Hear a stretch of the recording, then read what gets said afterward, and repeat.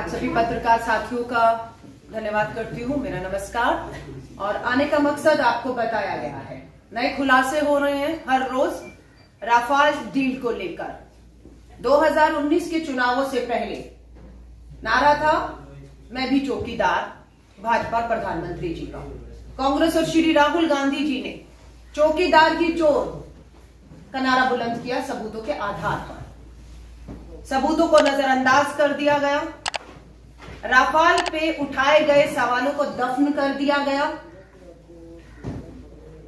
आप सब जानते हैं राफाल डील में कितने जहाज यूपीए की सरकार में आने थे? 126 राफाल लड़ाकू जहाज आने थे। 126। नरेंद्र मोदी जी की सरकार ने 126 से कितने पर समझौता किया? 36 राफाल पर। नंबर 1 कारण नहीं मालूम है। जरूरत जब हमारी वायुसेना को 136 जहाजों की थी, 126 जहाजों की थी, तो 36 पे समझौता क्यों किया गया? जवाब नहीं मिलता है। जवाब ये भी नहीं मिलता कि जब यूपीए की सरकार में एक लड़ाकू जहाज 526 करोड़ के करीब, 526 करोड़ में एक जहाज आ रहा था। क्या कारण है कि वही जहाज केंद्र की मोदी सरकार ने 1670 करोड़ में खरीदा? जवाब नहीं मिलता कि सीधा इतना अंतर एक लड़ाकू जहाज में कैसे आ गया। जवाब नहीं मिलता। जवाब नहीं मिलता कि जब हम 526 करोड़ का जहाज खरीद रहे थे, तब हमें टेक्नोलॉजी फार्मूला वो साथ में मिल रहा था कि भविष्य में भारत खुद ये लड़ाकू जहाज बना सकता है। लेकिन इस समझौते में उसको भी ट्रांसफर ऑफ टेक्नोलॉजी नहीं हुआ, क्योंकि ये तो तय था कि आप हमें अपनी टेक्नोलॉजी और फार्मूला भी देंगे। फिर आता है HAL के साथ डसॉल्ट कंपनी का समझौता।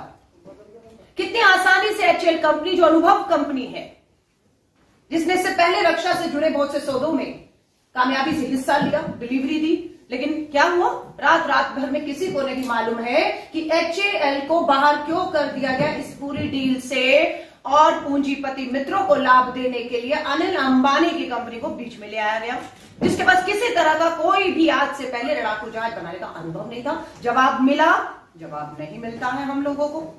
हम लोगों को यह भी आज तक जवाब नहीं मिला कि जब यूपीए की सरकार में डिफेंस डील में एंटी करप्शन क्लॉज था कि इस पूरे सौदे में कभी भी किसी तरह का भ्रष्टाचार, रिश्वतखोरी, दलाली या किसी तरह का भी कुछ भी सामने आएगा तो एंटी करप्शन क्लॉज के तहत कार्रवाई की जाएगी।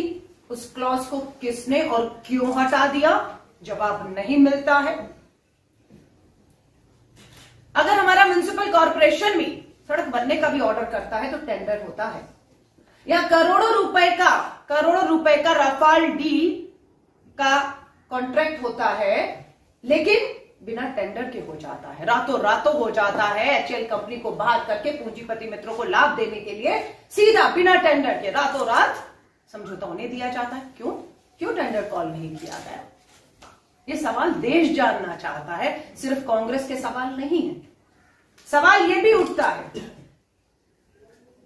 कि मांग उठती रही, PAC, CBI या इंडिपेंडेंट इंक्वायरी, इन सभी जो हमने सवाल उठाए हैं, जांच होनी चाहिए।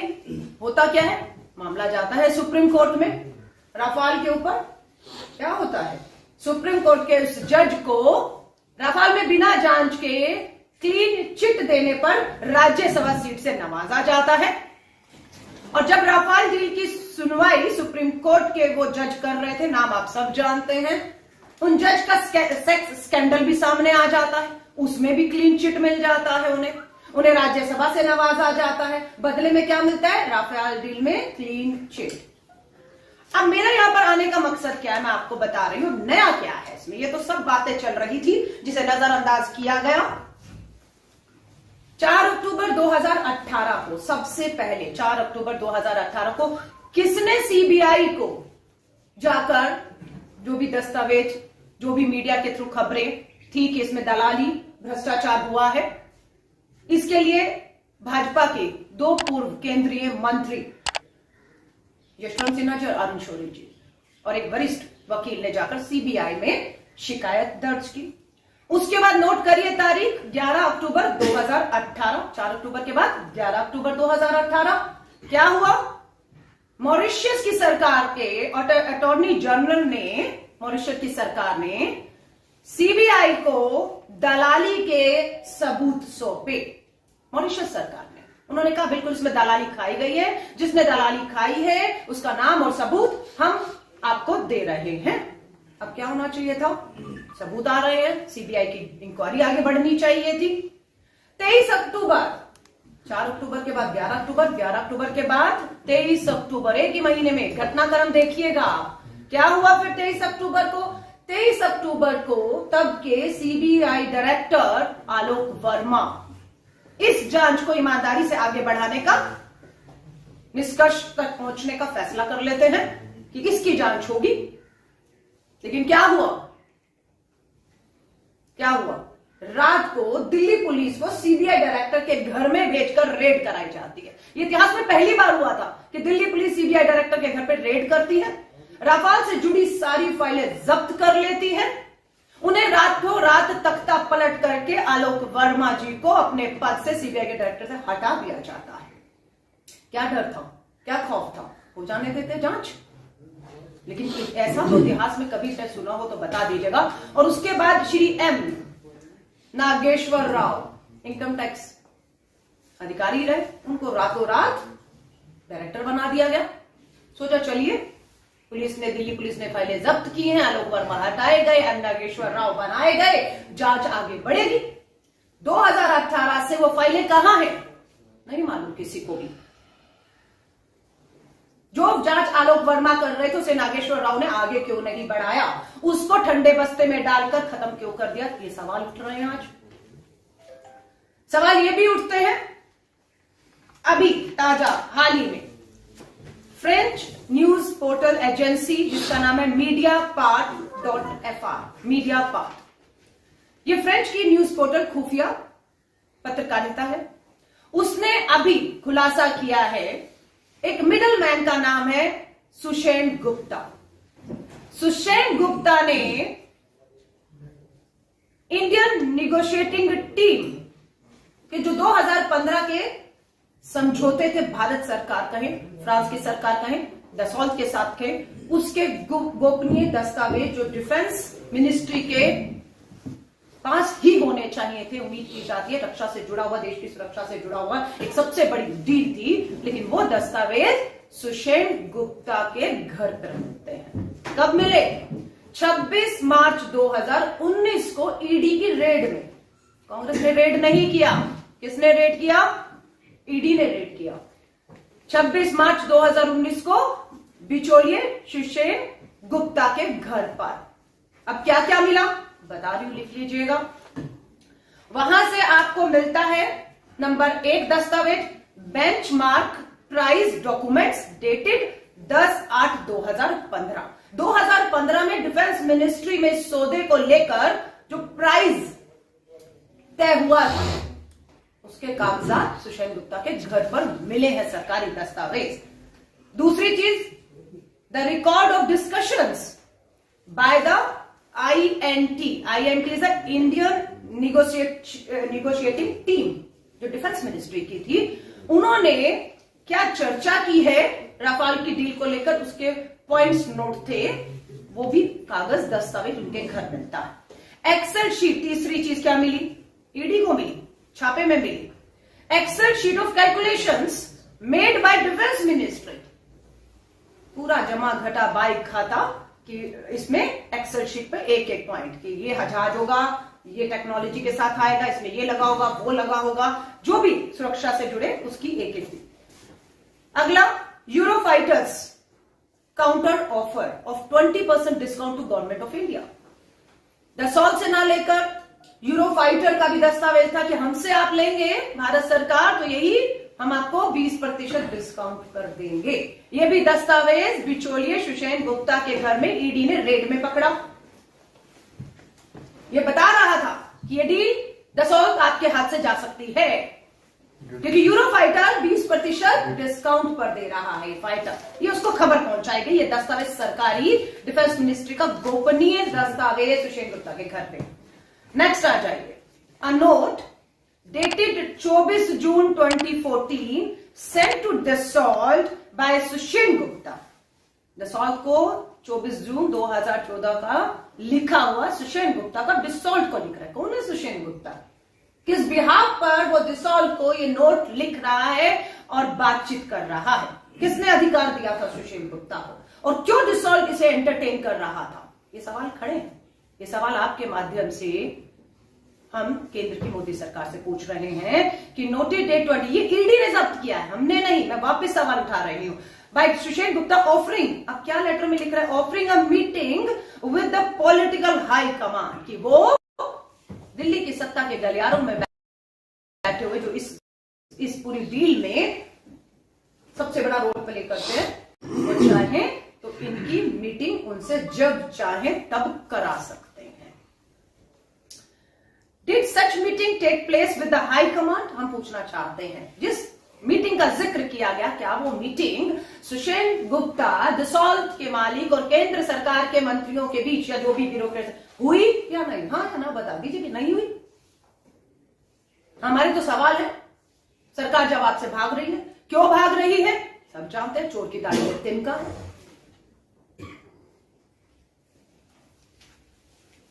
अब सबसे बड़ी बात है कि ईडी ने रेड की 2019 मार्च में, 19 से 20, 20 से 21, 21 से 22 मार्च भी आ ही जाएगा।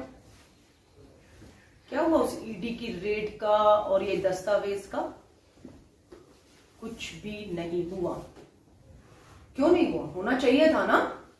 सरकार के गोपनीय दस्तावेज ईडी अपनी रेड में जब्त करती है और उस पे एफआईआर होनी चाहिए थी, उससे पूछताछ होनी चाहिए थी कि किसने और कैसे वो सरकारी दस्तावेज डिफेंस मिनिस्ट्री से जुड़े हुए इन तक पहुंचाए या ये लेकर आए, कैसे, ये सारी जांच होनी चाहिए थी। लेकिन क्या हुआ? सीबीआई में आलोक वर्मा जी के साथ क्या हुआ? सामने है। सुप्रीम कोर्ट के जज का क्या हुआ? सामने है। ईडी की इस जांच का क्या हुआ? किसी को नहीं पता। पूछना चाह रहे हैं सरकार से, क्या सुषेण गुप्ता के खिलाफ एफआईआर हुई? कहां है सुषेण गुप्ता? देश में या भगा दिया गया? ये सवाल देश आज जानना चाहता है, क्योंकि जो फ्रेंच मीडिया पोर्टल है उसने जो दस्तावेज दिए हैं, उस दस्तावेज के मुताबिक इस बिचौलियों को 65 करोड़ रुपया दसॉल्ट ने दलाली का, डील को अंजाम तक पहुंचाने का 65 करोड़ रुपया रिश्वत दिया। पेमेंट हुई है, ये दसॉल्ट भी स्वीकार कर रहा है और ये पेपरों में भी स्वीकार है। सुषेण गुप्ता, हम ये जानना चाहते हैं सुषेण गुप्ता किसका आदमी था, किसने उसे इस डील में शामिल किया, और ये 65 करोड़ क्या सुषेण गुप्ता खा गया या केंद्र में बैठे मंत्री और अधिकारी भी इसमें शामिल थे? और वो पैसा कहां है? क्यों ईडी ने जब्त नहीं किया? क्योंकि ये तो सारा खुलासा हो गया। और दसॉल्ट ने क्यों माना कि दलाली दी है? क्योंकि आपने एंटी करप्शन क्लॉज हटा दिया। एंटी करप्शन क्लॉज ये कहता है कि किसी भी तरह की दलाली, रिश्वतखोरी, भ्रष्टाचार अगर हुआ तो डील रद्द हो सकती है, जांच होगी, ब्लैकलिस्ट हो जाएगी कंपनी। क्योंकि यूपीए की सरकार में ऐसा हुआ था। मात्र आरोप लगे थे, अगर आपको याद हो, वीवीआईपी चॉपर, वेस्टलैंड, आरोप लगे थे। एंटनी जी डिफेंस मिनिस्टर थे, सिर्फ आरोप लगे भ्रष्टाचार है। 1 मिनट नहीं लगाया, पार्लियामेंट्री अकाउंट कमेटी और सीबीआई को जांच सौंप दी, डील रद्द कर दी, कंपनी को ब्लैकलिस्टेड कर दिया। और होता क्या उसके बाद? इसी मुद्दे पर केंद्र की मोदी सरकार भ्रष्टाचार के आरोप लगाकर सत्ता में आ जाती है और उसका 8वां साल शुरू हो जाएगा अगले साल। 8 सालों में हम उम्मीद कर रहे थे कि कांग्रेस यूपीए डिफेंस मिनिस्टर बहुत बदनाम किया कि वीवीआईपी जो है चौपर घोटाला हुआ है, लेकिन क्या निकल के आया? कुछ चुनौती दे रही हूं केंद्र की भाजपा मोदी सरकार को। 8वां साल है, बहुत आरोप भ्रष्टाचार के डॉक्टर मनमोहन सिंह जी के ऊपर लगे, डिफेंस मिनिस्ट्री पर डील पर लगे। क्या निकल कर आया? देश जानना चाहता है। कांग्रेस पूछ रही है, कांग्रेस पूछ रही है क्या निकल कर आया। सच्चाई ये है, अभी नरेंद्र मोदी जी देश के प्रधानमंत्री इटली गए थे। वीवीआईपी, वेस्टलैंड जो फाइटर प्रोजेक्ट का इटली में था, हमने उसको ब्लैक लिस्ट किया था सिर्फ आरोप पर। जांच तक नहीं होगी कोई डील, जांच होगी पहले, जांच में सब चीज ठीक होगी तब डील होगी, डील आगे नहीं बढ़ेगी। सिर्फ आरोपों पर जांच बिठा के डील कैंसिल की, ब्लैक लिस्ट किया और बोला नहीं होगा, पारदर्शिता के साथ होगी सब चीजें। क्या हुआ, नरेंद्र मोदी जी अभी गए तो उस कंपनी को जिसे भ्रष्ट करप्ट बताते थे, दलाली की आरोप लगाते थे, भारत में दिए हैं, उसे ब्लैक लिस्ट से बाहर करके आए हैं नरेंद्र मोदी जी। माफी मांगनी चाहिए या नहीं कांग्रेस और कांग्रेस के डिफेंस मिनिस्टर मनमोहन सिंह जी से, जिन्हें आपने लगातार बदनाम करने की कोशिश की, और जिस कंपनी को हमने ब्लैक लिस्ट किया था उसे आपने क्लीन चिट देकर ब्लैक लिस्ट से बाहर ही नहीं किया। आपने उसके साथ आने वाले समय में आगे सौदे करने का भी करार के ऊपर कहा है कि हम आगे उनसे करार करके कि हम आगे बढ़ेंगे। क्या नाम है जी कंपनी का? Agusta Westland. अगस्ता वेस्टलैंड सबको मालूम है, आपको पूरा जेपीसी इनिशिएट नहीं हो पाएगी। मैं आपसे सवालों के जवाब दूंगी, मैं एक बार खत्म कर दूं और उसके बाद आप जो मर्जी सवाल करिएगा, ठीक है। हम लोगों ने अगर कहा कि जेपीसी बैठाई थी, विपक्ष की मांग थी जेपीसी बिठाई जाए, बिठाई गई, सीबीआई को दिया जाए, दी गई ब्लैकलिस्ट। क्योंकि मैं अगर बात हवा में कर रही हूं तो आप पत्रकारों के लिए मुश्किल नहीं है, आप अपनी अखबारें उस समय की खोज लाएंगे तो आपको पता लग जाएगा कि भाजपा की विपक्ष की सरकार ने क्या आरोप लगाए थे और मनमोहन सिंह जी सरकार ने और उस समय के रक्षा मंत्री ए.के. जी ने क्या कदम उठाए थे। ये सब चीजें आज की भी प्रेस कॉन्फ्रेंस है ना, ये कहीं ना कहीं 10 साल बाद भी इतिहास में आपको खोल लेंगे, गूगल करेंगे तो मिल जाएगा कि कांग्रेस ने कब कब क्या प्रेस कॉन्फ्रेंस की और क्या जवाब पाए। बात यह है कि कांग्रेस कौन थे पूर्व सीएजी, क्या नाम था, विनोद राय। किताब बेचते हुए अपनी तो सबको देखा है, किताब के लिए खुद को बिकते हुए मात्र हमने सीएजी के पूर्व विनोद राय को देखा है। आरोप लगाए थे 1,70,000 करोड़ का क्या हुआ, 2G 3G कोल स्कैम हुआ।